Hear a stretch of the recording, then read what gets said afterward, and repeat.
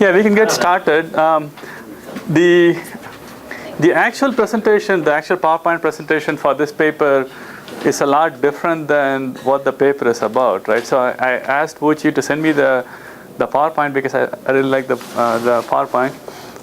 He said he'll send it later today, but I guess we're kind of late for the class. So if I get that PowerPoint, I'll send it after the class, right? So hopefully everyone read the paper, right? So what's your impression? Yeah. I had a question about the ripping they did. Mm-hmm. Was this done in the U.S.? Yeah. Because they're incriminating themselves in the paper. Yeah, Okay. but Just wanted to point that out. They didn't even acknowledge that they actually could have done something illegal, but They would prefer that they did. Yeah.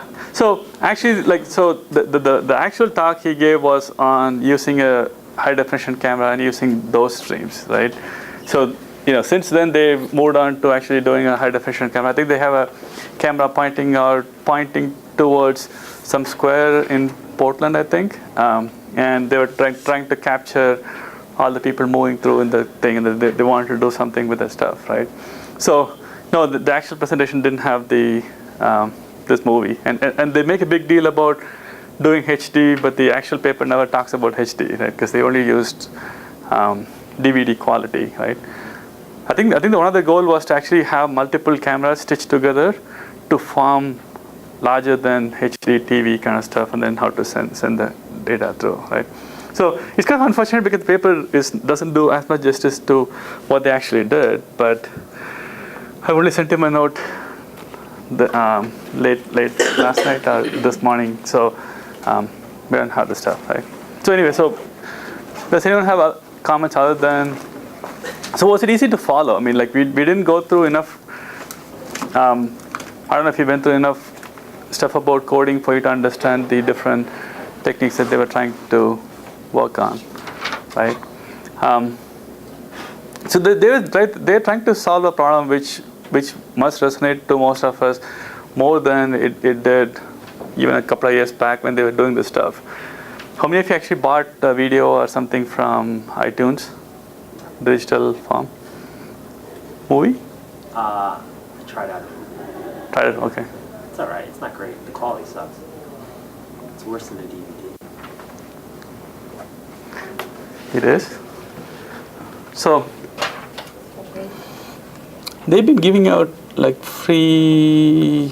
I mean, the TV shows are much better quality because they're shorter, so they can let the.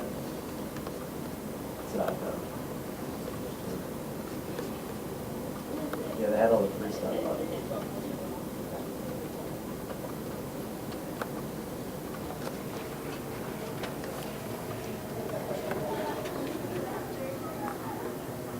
Yeah, the TV shows are very good quality.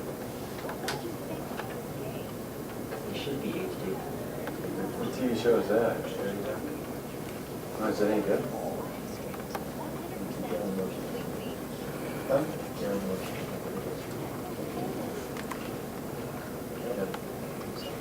Yeah, so they were giving this out for free, right? So this is 640 by 480, like now times 2. It doesn't make sense. Is the sound quality any good? She did? Yes. She said she thought you looked like Jennifer Jason Leigh. Really? She said that? Yes, I made her repeat it. I was sure she meant Jason Leigh.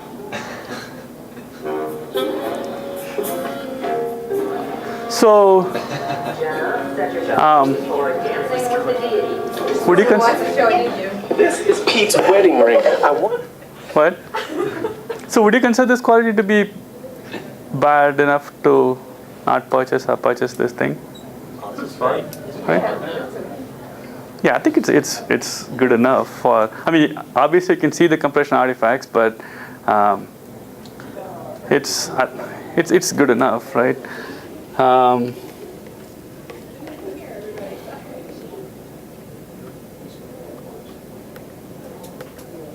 this one's free on iTunes.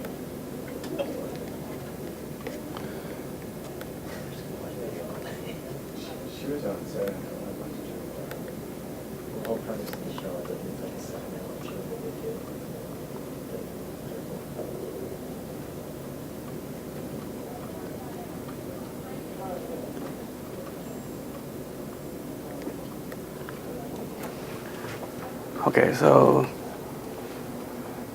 this used to be this is the actual, ignore the video, but this is the, it's not about the video, right? But this is the what can go into the iPod, right? This used to be what they used to sell. Now they sell the 4 times the quality. So this is the 320 by, that's my mouse. Did you see that Microsoft's going to... So this is the actual 320 by, what's that, 240? Whatever the iPod, Zune, PSP and all supports as the real thing. But the nice thing is, so if you do double the size, right? So you're extrapolating by factor of 2 for each pixel, right? So you're essentially blowing it up by 4 size. Right, so this is sort of okay, but the one we saw is the one that they sell right now, right? So you were saying something? Did you see that Microsoft's going to start selling on Xbox Live 720p resolution videos? Oh, I didn't see that. When did they say that? It's coming out the 22nd. 720. Just said they're going to offer like resolution up to 720p. 720p on to play on the Zune. You should be able to copy it off. Well, you can download it on the Xbox. Oh, so play through the Xbox. Yeah, I'm sure you should be able to download it onto your player. Wow. Wow, meaning because either one, the size would be fairly big. They said the sizes are very big. Yeah, so, and most users are usually on DSL connections, right? DSL or cable kind of connections. And wow, because the record industry seems so intent on neutering any kind of these kind of stuff by putting so much DRM on it that a 720p should have so much DRM that it probably kind of, ties you into the stuff, right? Because like even the Blu-ray or HD DVD, right? It doesn't give you the full quality on anything except the HDMI because they don't want somebody to capture the stream and do whatever, right?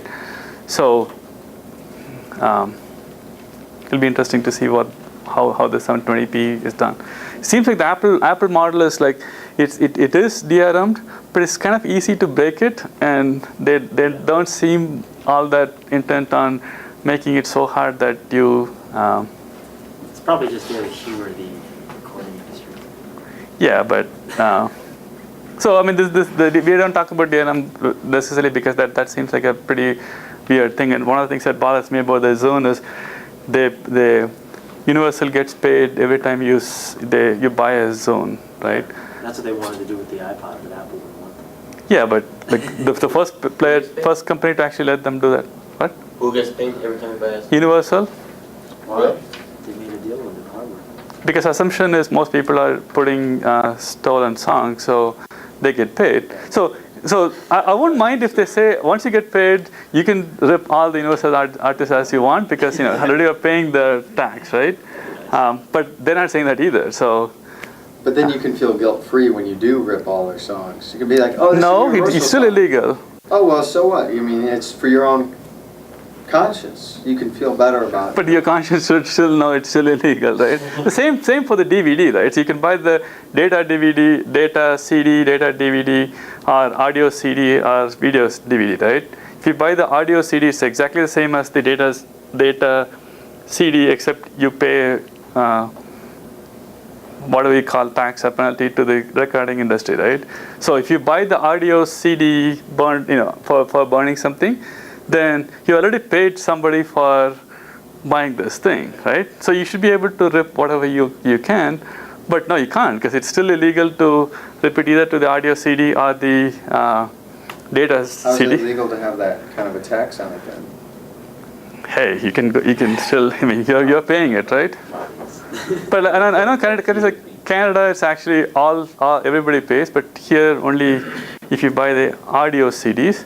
But they do sell, right? So. Have you tried the Amazon Unbox service? No. Because already it was like the worst nightmare ever created. Okay. So it was like apparently it was slower than going to Blockbuster renting a movie. It was lower quality, and you couldn't see it in TV. So it was. You could see it on a TV. Well, basically, you need to buy like the connection from your laptop to the TV, Oh, and most people don't have that. Or the regular desktop in worst case. Instead, to move your whole desktop from your whatever you have it to the place where you have your computer, your TV, hook it up, and then you see in a movie it took like 5 or 6 hours to download, which is much more longer than it will take you to grab a car and go to Blockbuster, rent the movie, and come back to your house. but they actually mail the actual DVD to you, right? Amazon deal. No. You download the movie. This is their download service. The download service. Yeah, but I thought like even with the download service, you do get the DVD in the mail. No, you don't. Because that's what they were going for when they're competing against Apple at first, right? That you would get the media, but it'll come slower to you because it's being shipped through the regular stuff. So when you just go, you get this DVD thing, you can watch it right away. Yeah, basically you can. The idea is that you can download it right away and watch it. The problem Yes. is downloading a movie takes about 6 or 7 hours. So, or depending what movie, but it takes. So if you're forever. complaining about that, you would complain even more bitterly about the 720p, whatever Xbox itself, I was right? just reading an article the other day that was saying. So that when did this come out? The the Microsoft download thing? service from Amazon. No, the Microsoft. It comes out the 22nd. I know. When? I didn't. Last week it was I think the middle of last week it was promoted. Okay. It's gonna come out. I mean, they're pretty good. They can push a 4 gigabyte file out in under an hour. It's not them, right? It's you, right? Like unless you have some good service in your home. Yeah, but Microsoft, their servers aren't slow either. They're able to push out the content pretty quickly. Your upload speed. But it still depends on your house, right? Partially. What do you mean partially? Well, I mean, if they're feeding it to me at like 10 kilobits per second, it's going to take. Oh yeah. But I'm saying yeah, no, usually this part, yeah. it's easier to push it on the other side. It's harder to upgrade on your side, Yeah. right? Because most of the networks. I mean, this goes to the network course, which you should take the networks course. But essentially, your cable company is not. I mean, even though they sell you 3 megabits per second or something, they're not provisioning it to say in your neighborhood there are 10 people, so we're going to have bandwidth up to 30 megabits per second, right? I mean, you'll still be lucky to have 3 megabits per second. All they're guaranteeing you is like from your house, from your cable box to something on the street would be 3 megabits per second, right? They don't even promise that from your front of the house to your neighbor would be 3 megabits per second, right? That is entirely up to you. So all this will work if the system doesn't become popular. If it becomes popular, then it won't work, right? So anyway, so all these services coming out and stuff. So the question is, if they do all of these things, how should they send the video to you? I mean, the objects are obviously big, and so if you want to go from 1920 by 1080 video all the way to your iPod level video, right? How should you transcode these things? So, and that's the focus of this paper. And the idea of transcoding itself is not new. I mean, that's been there forever, right? I think the roots go all the way back to 1940s and stuff. But essentially, the idea here is what kind of a system really works from a systems perspective. Like what is the ideal thing you want to do, right? And that's what they were trying to look at. And I think it's much more valid right now because at the least, right now you can buy for the iPod, right? The ones that they sell for the iPod is 4 times more resolution than what the iPod itself can show, right? But if you buy the unnamed Apple iTV thing and connect it to a TV, right? Then you want higher resolution. So the one I was showing you here, for the iPod itself was like fairly small, right? So all you need is like that little stuff. But if you want to see it on your laptop, you want higher resolution. So how do you send it is what they were trying to look at. And again, if you go into I'm very surprised that they're actually targeting 720p because that's fairly beefy, right? Everyone's got their 360 hooked up to a pretty beefy TV too.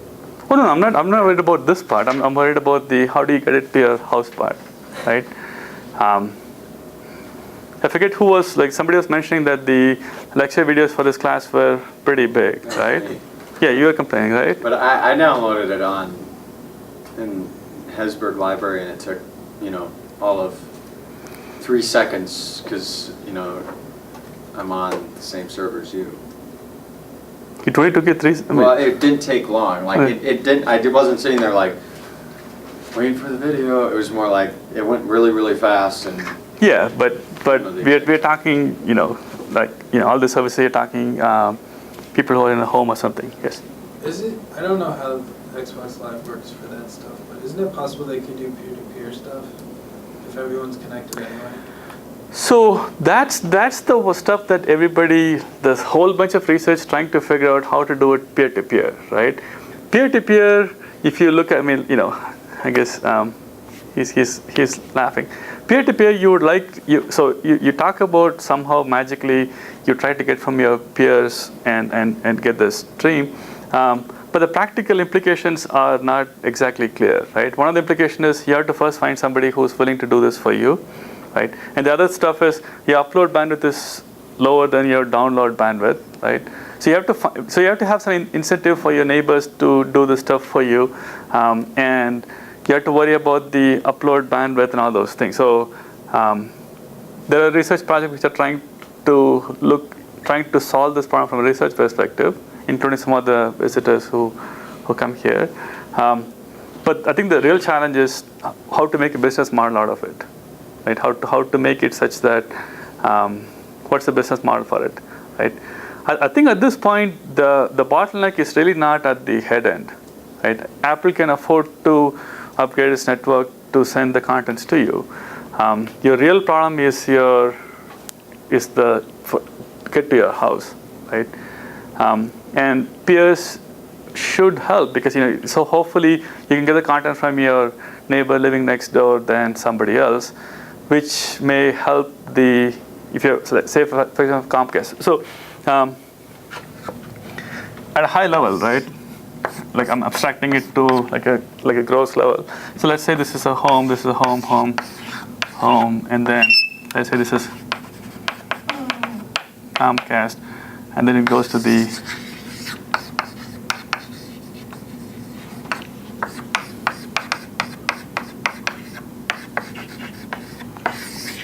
it's over here, right? So if you sitting so you're sitting here, you want to get the content, right? So let's say they're promising you 3 Mbps here, which is it's very good, and here 128 or 256 kbps is what they're guaranteeing, right? So this is all they guarantee at this point. They're not saying anything about what is up here, right? So, and let's say there's a DSL provider here with their set of peers, right? So what you really need is, if you can get the contents from here, maybe Comcast will do something to help you get contents from here. If your peer is on this side of this link, then you're still kind of stuck on this one, then you're stuck on this one. It's not clear how these things work. If you're doing from here, it helps Comcast, not nobody else, because Comcast doesn't have to pay for this network or whatever. So the pricing model, why would I do this so it helps Comcast but not necessarily this person itself, and all those things is not clear. Do you have a comment? But so I think a lot of startups are trying to figure out how to do the peer-to-peer stuff. I think if you have any ideas on how to do peer-to-peer, there's enough money to get it go through. But the point is, why would these people do this? What's the incentive for them to do that kind of stuff? So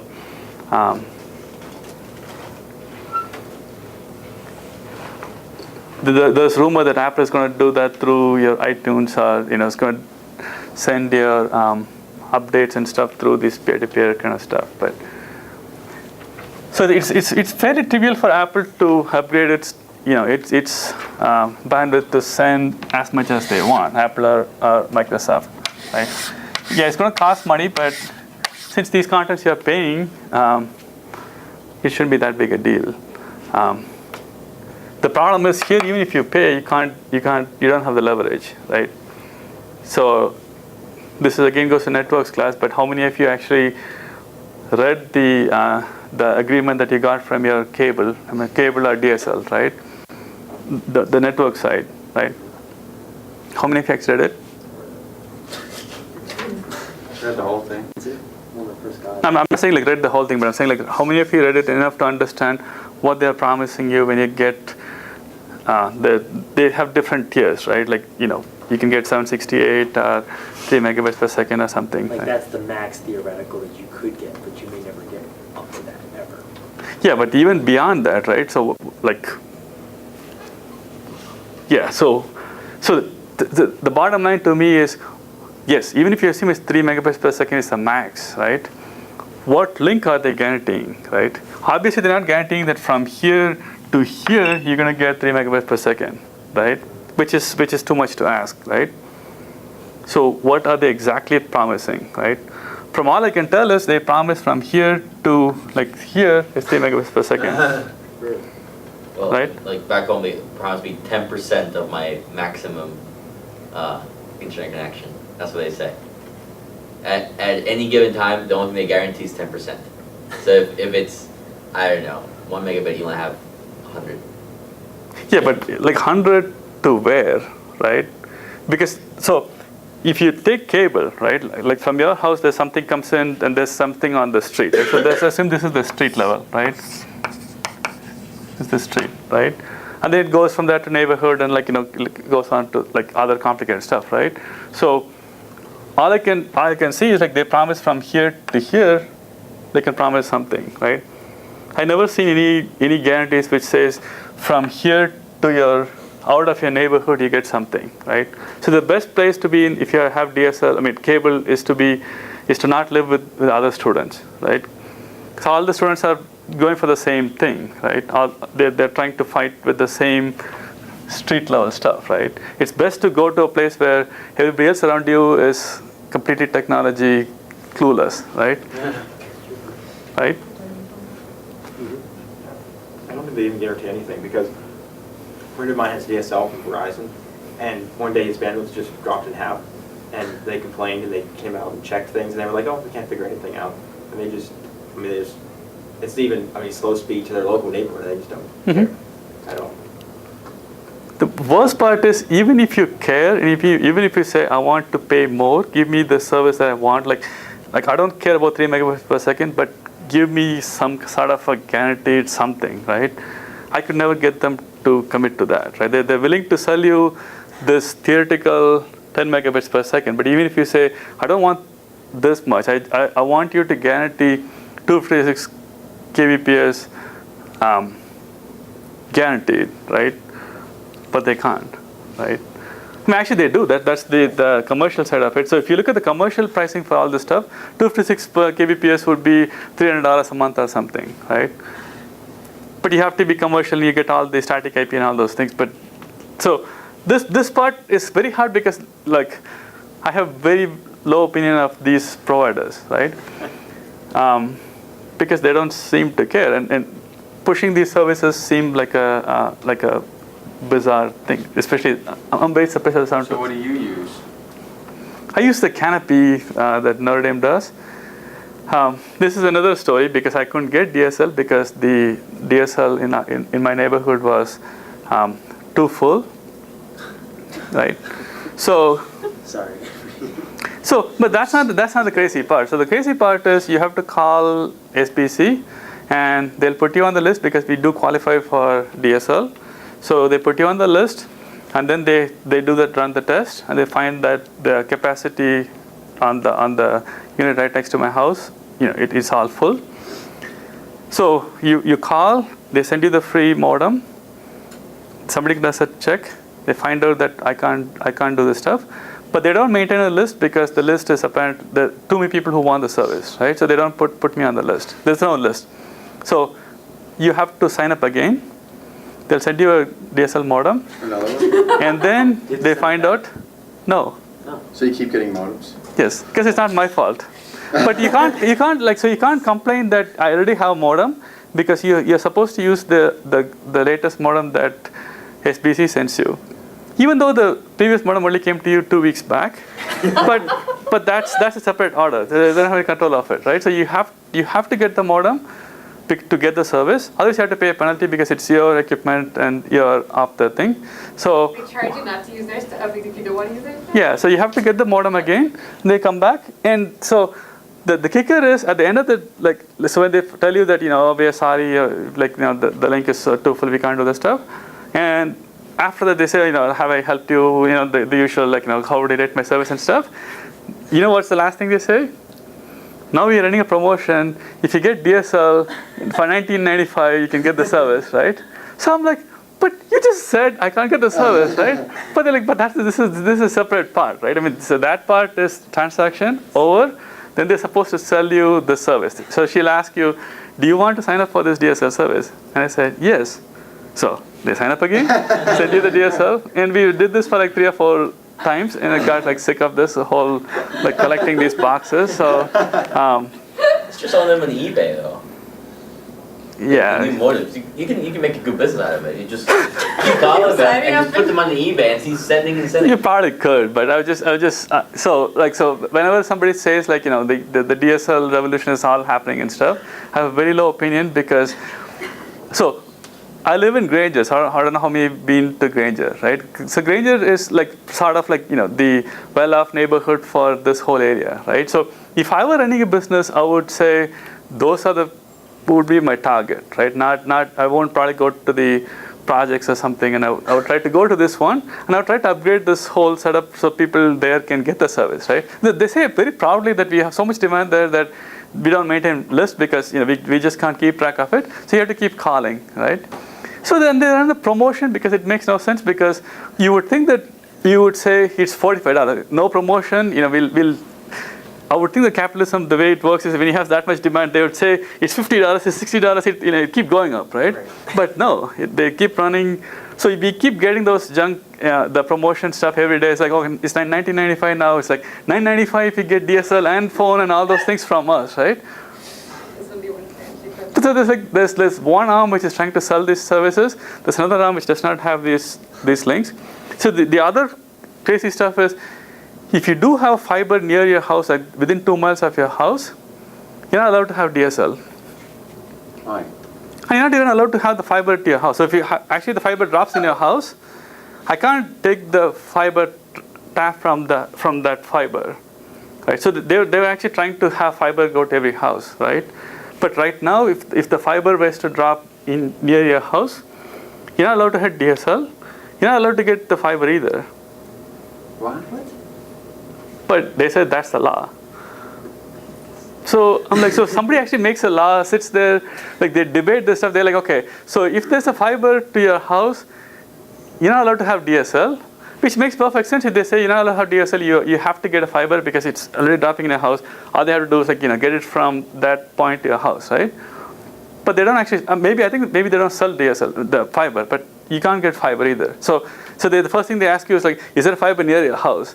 So you would think that when they have fiber near your house, you should be all set. But the answer is no. You don't want the fiber near your house anywhere, and they don't have capacity. So what do you use? So Notre does the wireless canopy service, right? So if you look on top of Hesburgh Library over there, they have a wireless which services the whole Michiana area, which is actually like a shady deal because the deal is, so it's owned by Motorola, right? So Motorola wants to give the service to its customers and its startup people, right?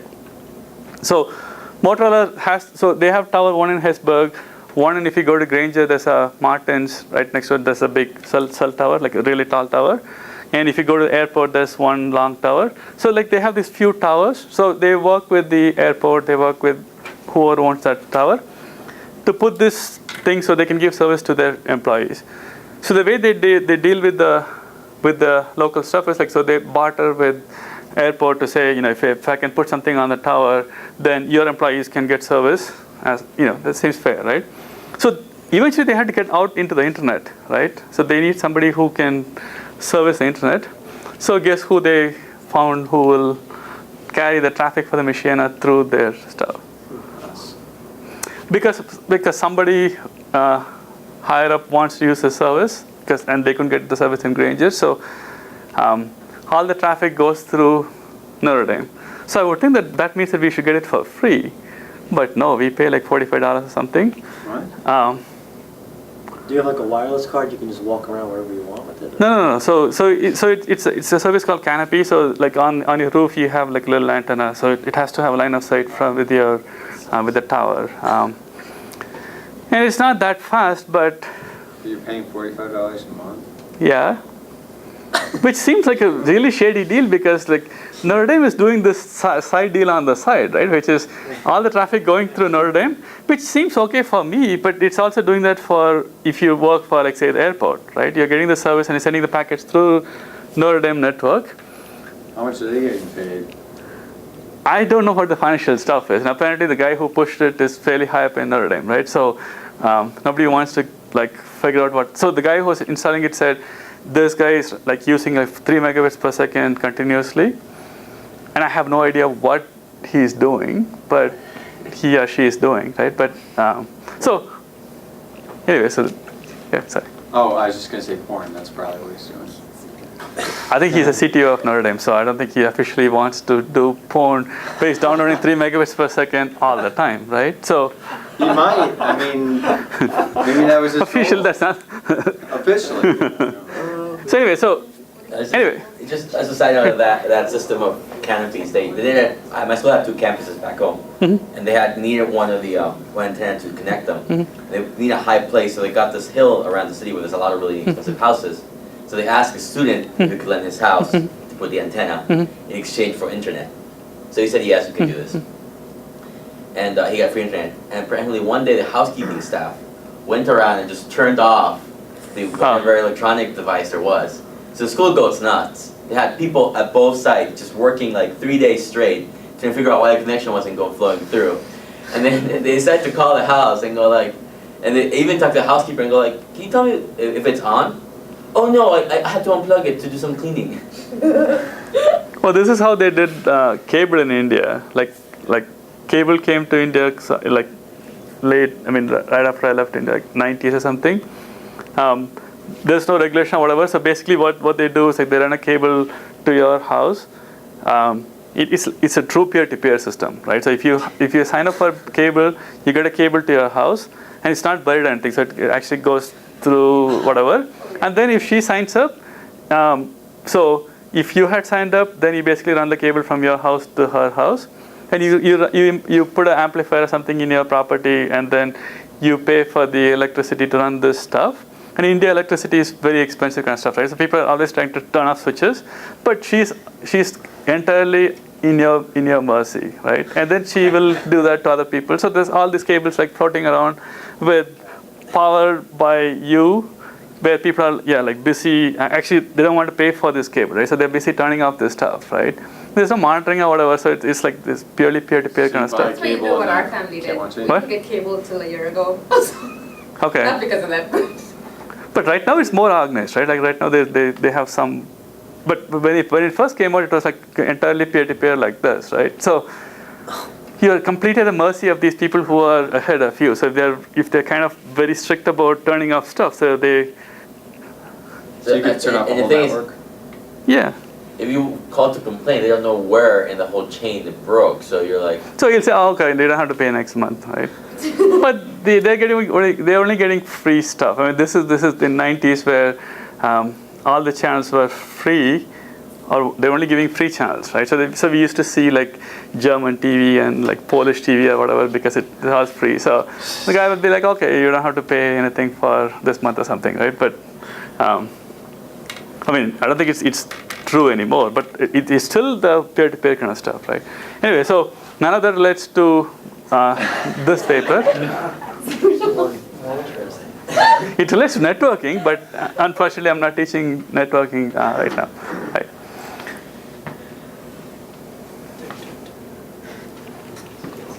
Something went to sleep. Just a little. It's okay. Don't you want to become a CFO now? You get 3 megahertz? So one of the reasons is like, all the things that they mentioned, like you sell this one stream, and how do you get it to go to wherever form you want.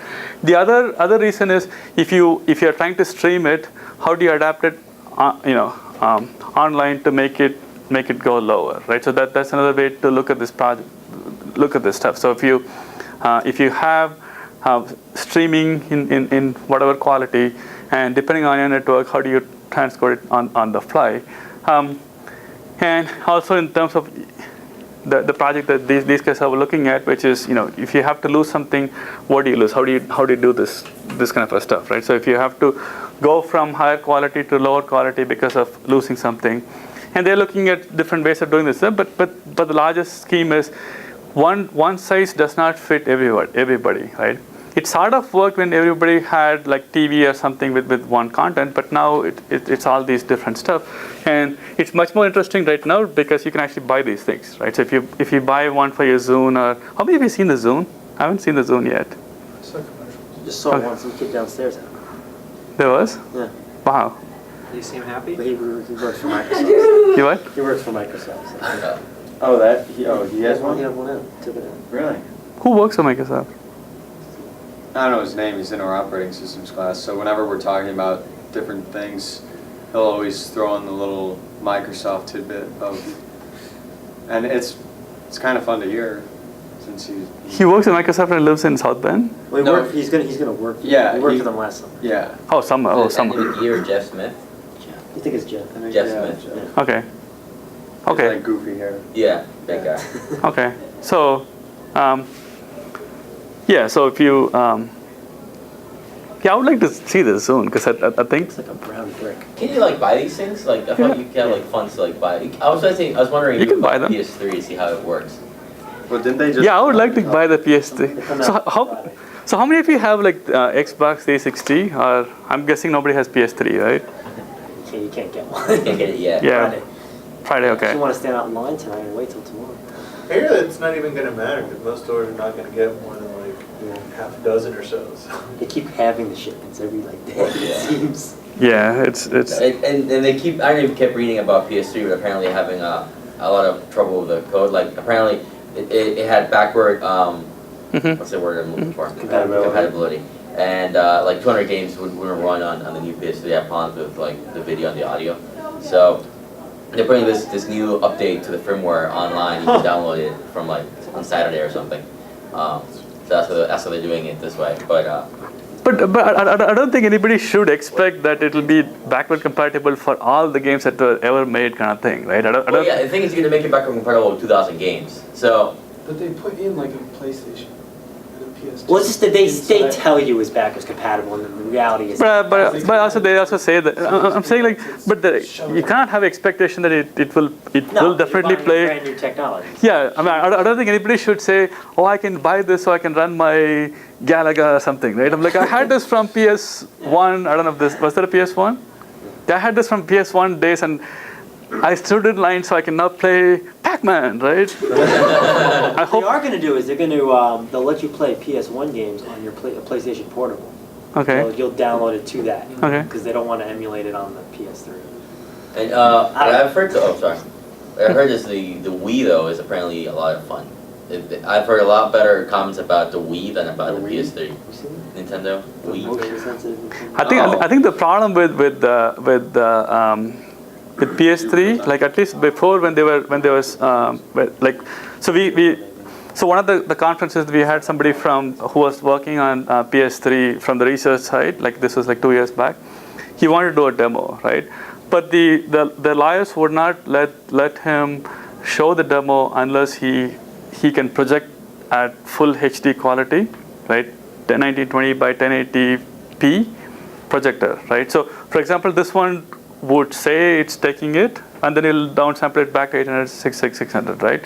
So that the lawyer won't let them show that unless it's shown in full 1920 by 1080, 30 frames per second kind of stuff, right? Why?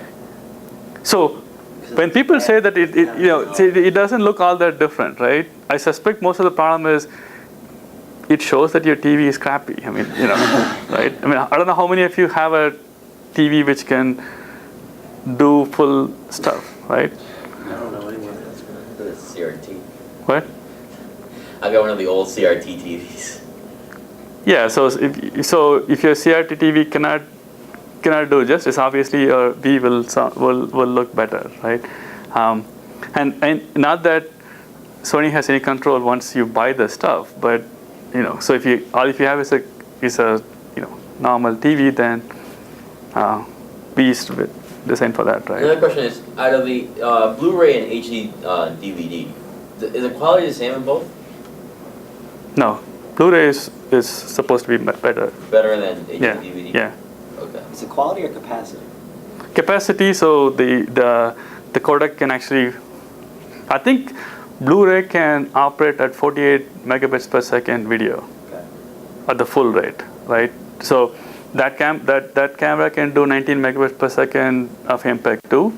Blu-ray can actually do 48 megabits per second stream at MPEG-4 or AVC level, right? But it doesn't matter because none of us can actually see it, but you could, right? So yeah, the question is kind of misleading because the capacity for the Blu-ray is more than HD DVD, right? So you could you could record 1 hour of extremely high quality video, or you can record probably like 50 hours of DVD, or I don't know, some number of hours of low quality video, right? Same, you can do that for HD DVD too. So yes, you could if you do use it the way it was intended, HD DVD the Blu-ray would blow off HD DVD, right? Provided you have the right TV to watch it. So if you put it on your little 13-inch TV or something, then none of this mattered. And so this is the same argument I was saying about the local HD TV too, right? HD TV can broadcast one channel in high definition, or it can split them into lots of lower quality channels, right? And most of our local broadcasts they split it, right? So if you look at WNDU, it does HDTV and standard definition within the same bandwidth. During the Olympics, they only broadcast in pure HD. But like for channel 22 broadcast 3 different channels. I think they broadcast CBS normal, and then UPN or something, right? So that doesn't mean that HD is bad quality. It's just that these people are greedy. They want to put as many channels as possible. So that's what this one is talking about, isn't it? Like, no.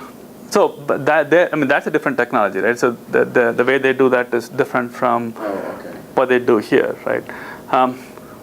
We get distracted with other stuff. Yeah. So what they're trying to do is like within one stream, how do you transmit? So when they talk about let's go to the next slide. So when they talk about multiple encoding, so if you're talking about sending the same stream for different users, right, it does not mean that you have to transmit the whole thing, right? So even though they say the size goes up, it's sort of misleading, right?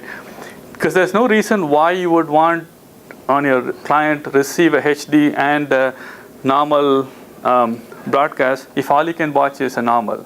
If you can watch HD, you should only receive the HD component of the multiple encoding, and if you can only watch lower DV, you should only get the lower stuff, right? So even though they mentioned that if you have both the resolutions into the same stream, the size goes up, the size should not be transmitted. It's the storage size, right? So in terms of the different codings, you can talk about scalable coding, non-scalable coding. The difference is if you're using non-scalable coding, the coding itself is not scalable. So you would have to do some processing at the time of demand, right? Whereas if you're doing scalable coding, you spend enough time doing the coding itself to create all the different variants from a single video that you look at, right? So for example, one of the scalable coding that they talked about is if you want to have n different sizes, right? You take the smallest size, you code it using whatever MPEG 2 or 4 or whatever you want, and then let's So you take the smaller size, you encode it, and then you decode this, and then you make it go to twice the size, right? So this is the original, this is the decoded plus bigger, right? Then you take the original which is bigger,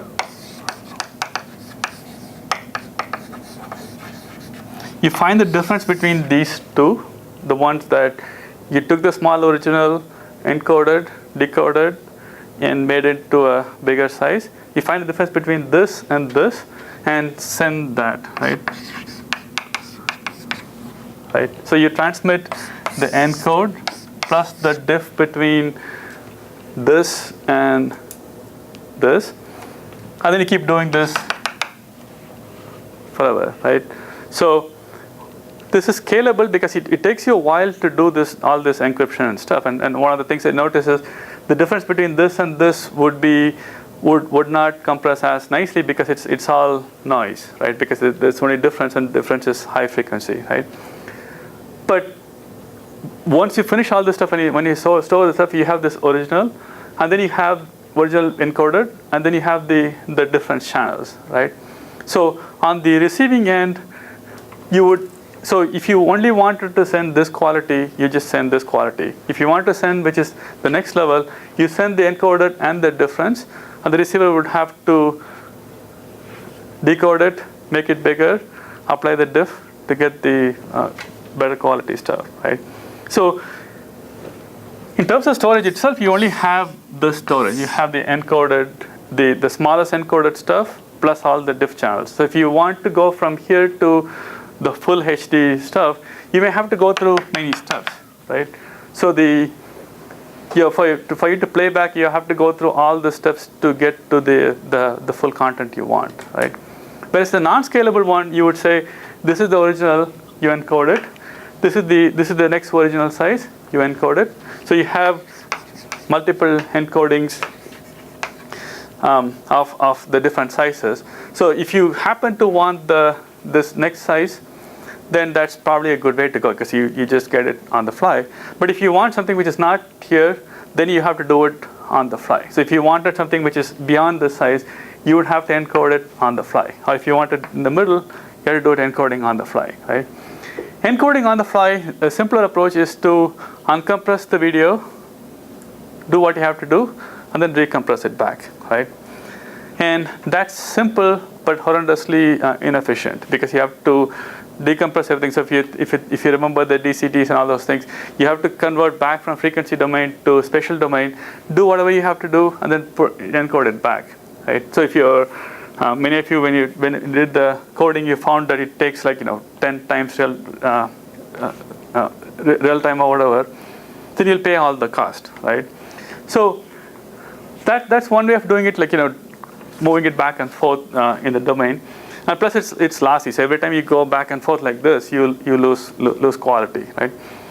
So a better way would be to work on the compressed domain itself, trying to drop some stuff in the compressed domain itself to achieve what you're trying to do. And one of the ways you can do that is to drop the higher frequency components, right? So if you're going down in size, if you're going from original which is this big to something which is this big, if you're going this way, right, which means that let's say every 4 pixel here becomes 1 pixel here, right? So it's similar to losing the high frequency component. So if you take the lower frequency components here and translate it here, it'll still look good for you, right? So that's the motivation. So you take the biggest frequency, the quality you can think of, and then start dropping the higher frequency frames. And it won't look so bad because you're essentially making the image smaller, right? So that's the stuff with use operating on the frequency domain, right? The problem with operating on the frequency domain is it works good if you're going by scaling by 2, 4, what have you, because you're basically taking the average of 4 of this, trying to go to 1. But if you're going with off size, if you're going slightly smaller or whatever, it becomes much more complex in terms of going down the stuff, right? And one of the other things they notice is, which I guess your group will have to deal with, is when you do all these things, you want to make sure how good these things are, right?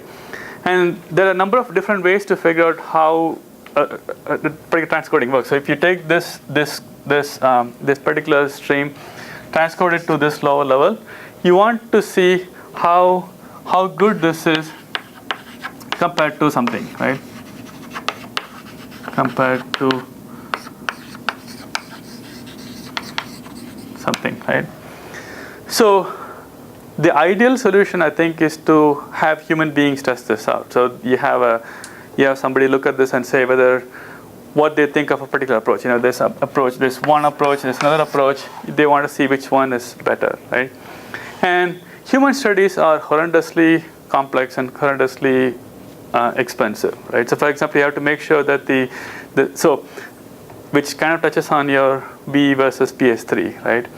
Users may love V because they have such a crappy TV. So you want to make sure that you set all the parameters right so that you can do a fair comparison. You have to set the lighting conditions. So actually I've seen PhD thesis, which all it does is try to compare for a given stuff. So you need to control the lighting, you need to control what content they're seeing, right? You don't want to have blood and gory on the screen where people don't like one because they're revolts by that. So you have to do all the stuff, and it's very, very hard. The other way, the more simpler way to do that is to use the PSNR, which is, I think, if I remember correctly, you guys are looking at, right? PSNR is a more easy thing to so that is trying to do the peak signal to noise ratio, right? So what you do is you take one image, right? You take some reference image, and you find the difference between that reference image and the one that you created, right? That's the noise. The noise is the difference that you created, and then you try to find try to do log operations on that one, right? So it completely ignores the fact that you may not be able to see some of these changes, right? PSNR does not account for the fact that, so it considers every error to be significant, right? So some of the errors may happen in blue, in the blue frame, in the blue signal, which you may not be able to see, kind of stuff. So that's the problem of that, right? The other thing is, it depends on what you're comparing this stuff to, right? So one of the things that the paper talks about is, if you take this big image and then you transcode it to a smaller image, right? So if you do a PSNR between these two small images, right, it looks like the PSNR is actually better because this image doesn't have that much information. So when you do a transcoding from a smaller image, it looks like it's good, whereas going for operating on a bigger one, there's more information, so you actually see more noise, right? But in fact, intuitively, the bigger image should look better, right? And that's one of the first graphs they showed, which is counterintuitive because it shows that going with the smaller image actually has less PSNR drop.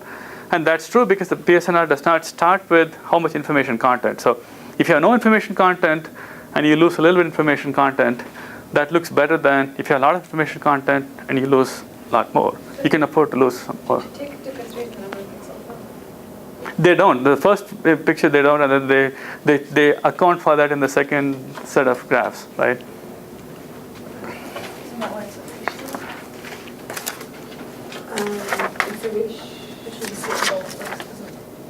The figure 2 does not include that, right? Figure 2 does not include. There's a figure 3. They do they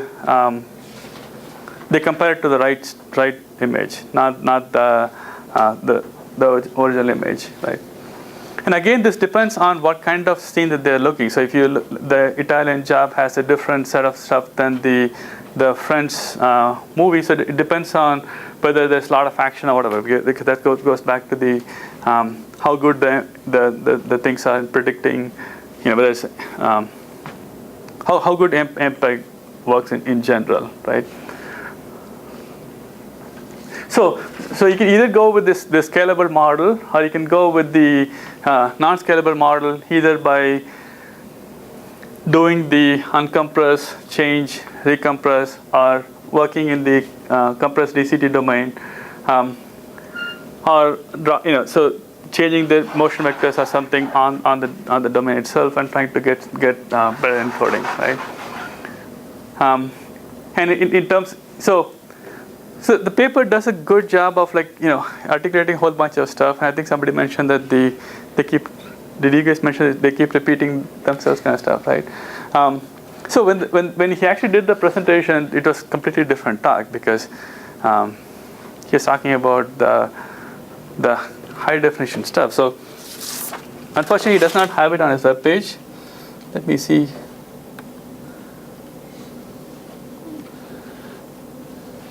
He hasn't mailed it out. So.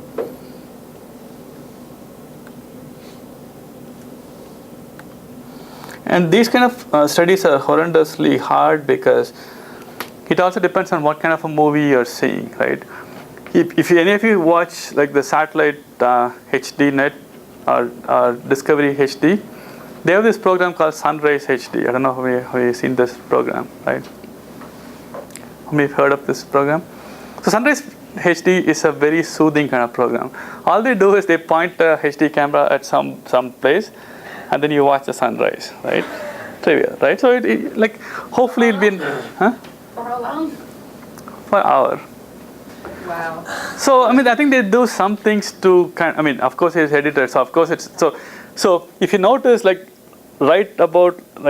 when the sun comes out, you go through a drastic change fairly quickly, right? And then it doesn't change all that much. So they have to choose the right setup, and hopefully it's in a nice place you want to look at, right? It's not like some so you don't see it kind of so different you go to Big Sur or something and you see the the ocean come up and so it's pretty nice to watch, but it's very soothing, right? I watch it because you show it to the kid and he's just sitting and watching bird for a half an hour, right? He doesn't know any better, right? So keep it that way, right? So if you do studies on that picture, right, you'll get a whole. There's nothing happening. There's usually you see some little bird flying or some crab moving, but mostly it's nothing happening, right? So it's very easy to select something like that to show that your transcoding works really good, than to show it on a movie or something where there's so much action, like the Mission Impossible 3. If you look at the trailer, there's so much stuff happening. There's things flying and stuff. Then that'll affect some of these things, right? So the study is very hard because you have to choose a representative video, whatever that is, right? So you have to choose a representative video. It's a little easier if your target is you want to look at lecture videos, right? Because hopefully most faculty don't move that much. Hopefully I'm not doing a Tom Cruise move on here. Faculty don't do that, right? But for the target that they were looking at, more of a DVD kind of movie, it's even harder, right? I like their work, especially the talk that we didn't get to see, but I'll pass it along, right? It's kind of off from the other topics that we were kind of looking at, because I think it's an important problem that doesn't get it's not very sexy to talk about kind of stuff, right? People want to work on the TV kind of some of the major projects. So we only have one paper in this topic, and I'm glad that you guys are looking at a different context of this one. But I think this problem becomes more important when you go to all these devices and you're trying to buy this content. How do you store them? I think the Comcast video on demand service too. Hopefully they're doing something like this to figure out what kind of quality they should stream to your house, right?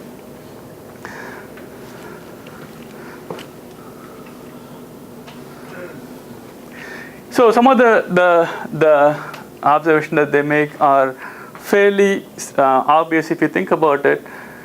The one I mentioned, which is depending on how you do the PSNR, one can look bad because if you look at a small image compared to a wrong image, then your PSNR may look good.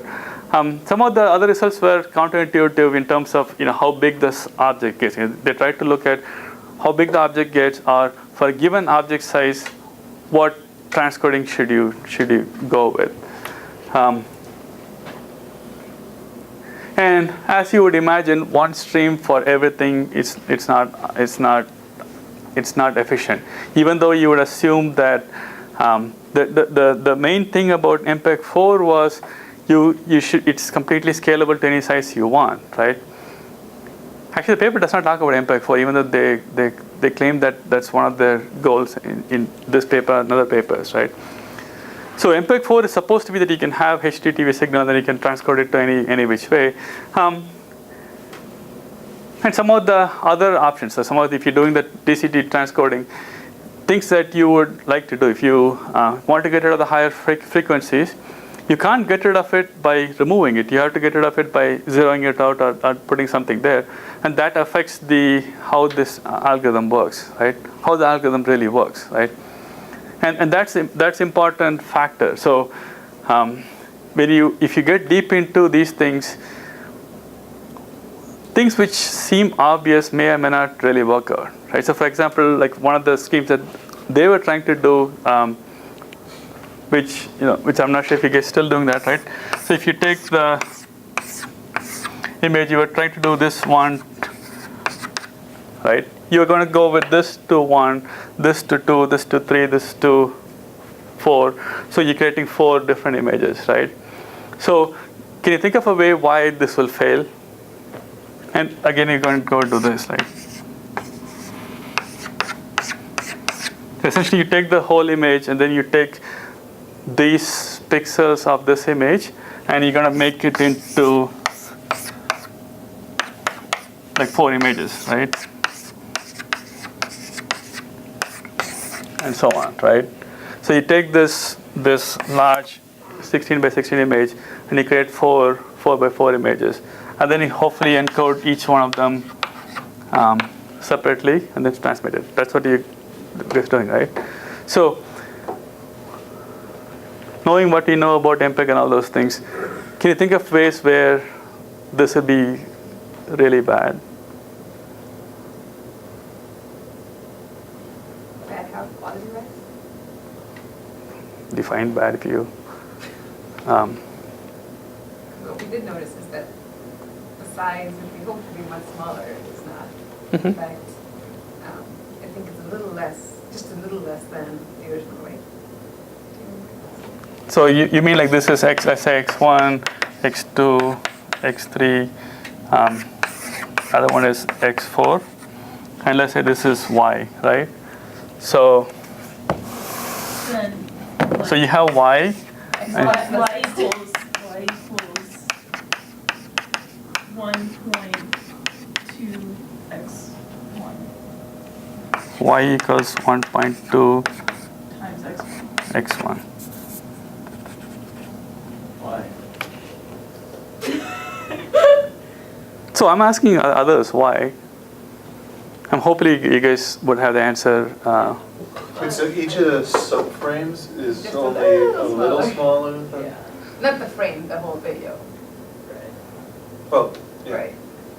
Actually, On your high frequency. I'm not surprised. I mean, I'm not surprised at all, right? So why don't you just take a big hit on your high frequency? You what? When you have higher frequency components, wouldn't that be where you run into a problem? Explain. Like. I don't know, it just seemed usually when you have high frequency components, I don't know. No, I think the answer is high frequency, but the words around it. Because in the original picture, probably the pixels 1, 2, 3, 4 those will probably be pretty similar. And so when we compress that, some of those go away somehow. But if we separate them out, then they can't go away because there's only one of them in each frame. Yeah, I think if you go this, you're increasing the frequency, right? Because like if you had something smooth here, right, it was smooth across all these 4 pixels.